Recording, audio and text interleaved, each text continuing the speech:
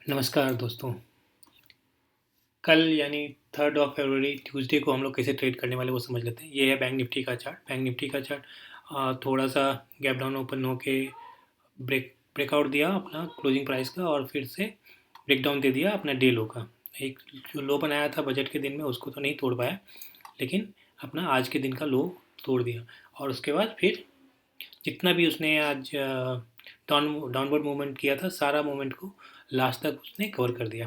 तो ये उसका डे हाई था। डे हाई को भी उसने पूरा कवर कर दिया। ठीक है, सेम ऑलमोस्ट सेम ही चार्ट निफ्टी और सेंसेक्स में भी है, लेकिन निफ्टी में थोड़ा ज़्यादा ही अपवर्ड मोमेंटम हुआ है, क्योंकि देखो यहाँ पे यहाँ से गिरना शुरू हुआ था।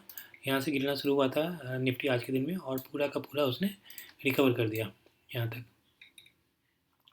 तो कल हम लोग कैसे ट्रेड करने वाले हैं। बैंक निफ्टी में देखो, बैंक निफ्टी का चार्ट में क्या है, यहाँ पे 58,500 के से रिजेक्शन लेके और ब्रेक डाउन दिया डे लो का, और उसके बाद पूरा रिकवर कर दिया। तो और ये 58,500 के आसपास का जब ये ब्रेकआउट दिया होगा, तो जिन लोगों ने भी यहाँ पे बाय किया होगा ना, वो अपने अपना पोजिशन कैरी करके गए होंगे। ठीक है, थोड़े बहुत देखो, बाय ऐसे मार्केट में तो कोई बाय करना चाहता नहीं है कि जब ये मार्केट गिर रहा था तो लोग सेल भी कर रहे थे, जब ये ब्रेक डाउन हुआ होगा तो सेल ही कर रहे होंगे। जैसे जैसे रिट्रेसमेंट हो रहा था तो लोग सेल ही कर रहे होंगे, यहाँ पे कोई बाय करने आया नहीं होगा। यहाँ भी सेल, यहाँ भी सेल। हाँ, जब यहाँ पे एक बार इसने 58,500 का ब्रेकआउट दिया होगा, या फिर निफ्टी ने जब अपने डे हाई का यहाँ पे डे हाई का जब ये ब्रेकआउट दिया होगा, तो डे हाई का जब ब्रेकआउट दिया होगा, तो फिर कुछ लोगों ने यहाँ पे बाय करने का सोचा होगा। ठीक है, यहाँ पर तो अदरवाइज़ यहाँ तक तो किसी ने बाय नहीं, यहाँ तो सब सेल ही कर रहे थे। यहाँ तक जितनी यहाँ से लेके यहाँ तक जो भी था, लोग सेल ही कर रहे थे।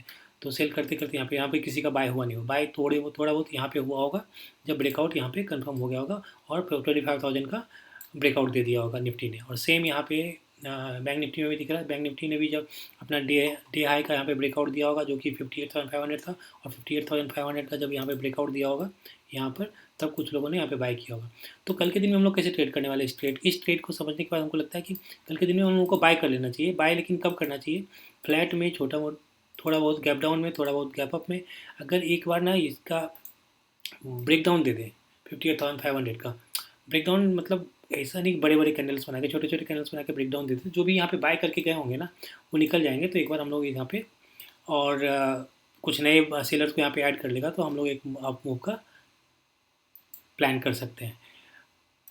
सेल करने का प्लान हम लोग कब कर सकते हैं, जब एक बड़ा सा गैप अप हो जाए। बड़ा सा गैप अप होगा ना, तो क्या होगा कि जो भी यहाँ पे बाय करके हैं उनको एक अच्छा प्रॉफिट दिखने लगेगा, तो हो सकता है वो प्रॉफिट बुक करने लगे। क्योंकि फिर ना ये सब जो सेलर्स हैं ना, ये सेलर्स तो ऑलरेडी निकल चुके रहेंगे, और थोड़े बहुत जो सेलर्स रहेंगे उनको निकालने के बाद फिर एक गैप डाउन, एक डाउनवर्ड मोमेंटम कर सकता है। लेकिन प्रॉब्लम उसमें क्या है ना, कि अगर जैसे गैप अप अच्छा हो गया, तो हो सकता है छोटा बहुत सेलर्स को यहाँ पे बिठाया और फिर से आप मूव करने लगे, तो ये मोमेंटम देख के ही गैप अप में प्लान किया जा सकता है। गैप अप का अभी प्लान हम लोग नहीं कर सकते हैं, क्योंकि मोमेंटम आने के बाद ही प्लान कर सकते हैं। छोटे मोटे फ्लैट में, गैप अप में और गैप डाउन में एक बार 58,500 का ब्रेक डाउन होने के बाद, अगर सेलर्स को इन्वाइट करने के बाद मार्केट एक बार अप मूव कर सकता है। हाँ, अगर कभी कभी ऐसा होता है कि ये ना धीरे धीरे करके बायर सेलर को बिठाते बिठाते रेड ग्रीन कलर करते नीचे आ जाता है। तो ऐसे केस में तो कुछ बोल नहीं सकते, लेकिन अदरवाइज़ हम लोगों को यहाँ पे बाय का प्लान कर लेना चाहिए। तो ये है कल का प्लान अपना। आज के लिए इतना है, मिलते हैं अगले वीडियो में। Thanks for watching.